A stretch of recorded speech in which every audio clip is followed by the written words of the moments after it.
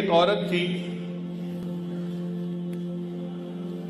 جو حسن و جمال میں اپنی مثال آپ تھی اور وہ بدکار تھی. گھر کا دروازہ کھلا رکھتی تھی اور بند سنور کر چارپائی کے اوپر بیٹھ جاتی تو اس کے دروازے کے سامنے سے گزرنے والے نوجوان جب اس پر نظر پڑتی تو وہ بہک جاتے تھے. وہ ان سے کچھ رقم لیتی تھی اور ان کو گناہ کا موقع دے دیتی تھی. ایک مرتبہ ایک نوجوان بڑا نیک تھا، وہ ادھر سے گزرا. قدرتاً اس کی بھی نظر اس طرف اٹھ گئی تو اس نے دیکھا کہ اتنی خوبصورت عورت، اس کو بھی شیطان نے بہکایا. تو اس نے اس گھر کے جو کام کرنے والی تھی اس سے پوچھا کہ تیری مالکہ مرد کو قریب کیسے آنے دیتی ہے؟ اس نے کہا جناب 1000 دینار لیتی ہے اور پھر اس کو اپنے ساتھ وقت گزارنے کا موقع دیتی ہے.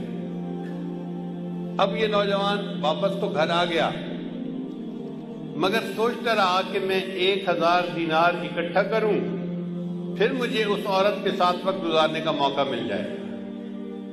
اس نے محنت کی، مزدوری کی، 1000 دینار اس نے جمع کر لیے.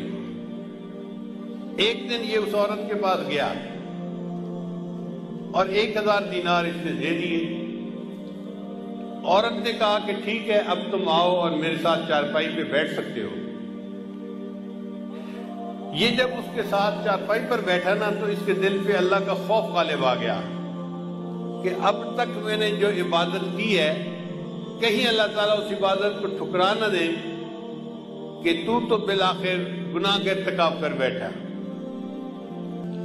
اب عورت انتظار میں تھی کہ میں نے جب اسے بلا لیا ہے تو یہ اب اپنی خواہش پوری کرے گا، مگر وہ بندہ تو بہت ہی خاموش چپ بت بن کے بیٹھا ہوا ہے.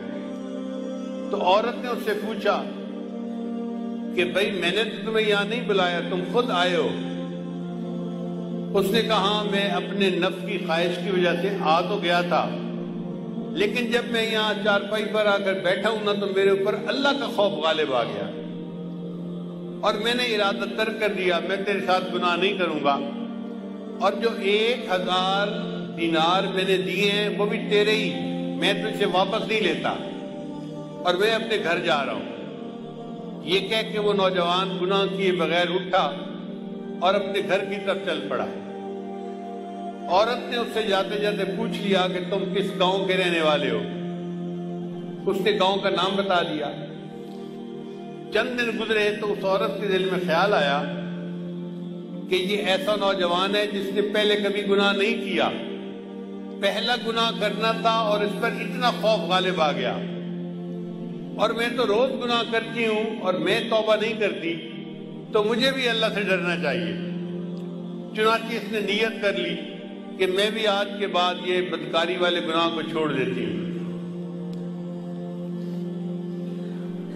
چند دن گزرے تو اس کا بھی زندگی گزارنا مشکل بن گیا. جیسے عورت مرد کی ضرورت ہے، مرد عورت کی ضرورت ہے. اس عورت نے سوچا کہ میں اسی نوجوان کا پتہ کرتی ہوں اور اگر وہ ہے تو میں اس کے ساتھ نکاح کر کے نیکی کی زندگی گزارتی ہوں. چنانچہ یہ عورت اس کے گاؤں میں گئی اور اس بندے کا نام پوچھا. انہوں نے گھر بتا دیا کہ فلاں جگہ گھر ہے. یہ عورت آئی اور اس نے اس کے گھر کا دروازہ کھٹکھٹایا. جب گھر کا دروازہ کھٹکھٹایا تو اللہ کی شان وہی نیک نوجوان دروازہ کھول کر باہر نکلا پوچھنے کے لیے کہ کون ہے. جب نوجوان کی اس عورت پر نظر پڑ گئی تو وہ تو حیران ہو گیا کہ جس گناہ سے بچ کے میں گھر آیا تھا اب وہ عورت تو میرے دروازے پر چل کر آ کر کھڑی ہو گئی.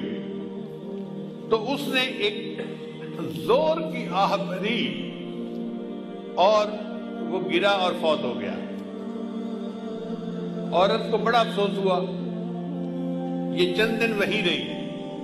پھر اس نے لوگوں کو بتایا تھا کہ میں تو بھئی اس کے ساتھ نکاح کے ارادے سے آئی تھی اور میں نیکی کی زندگی گزارنا چاہتی تھی۔ گھر والوں کو اس عورت سے ہمدردی ہوئی تو انہوں نے عورت کو کہا کہ وہ بندہ تو فوت ہو گیا مگر اس کا ایک اور بھائی ہے، ابھی شادی شدہ نہیں ہے، وہ شادی کرنا چاہتا ہے، اگر تم چاہو تو ہم اس کے بھائی سے تمہارا نکاح کر دیتے ہیں۔ تو وہ عورت کہنے لگی بہت اچھا، چنانچہ اس عورت کا اس کے بھائی سے نکاح ہو گیا۔ کتابوں میں لکھا ہے اللہ نے اس عورت کی توبہ کو ایسے قبول کیا کہ اس کو اللہ نے 7 بیٹے دیے اور سب بیٹے اپنے اپنے وقت کے اولیاء بنے۔ بد کردار عورت تھی، سچی توبہ کر کے 7 اولیاء کی ماں بنی۔ قیامت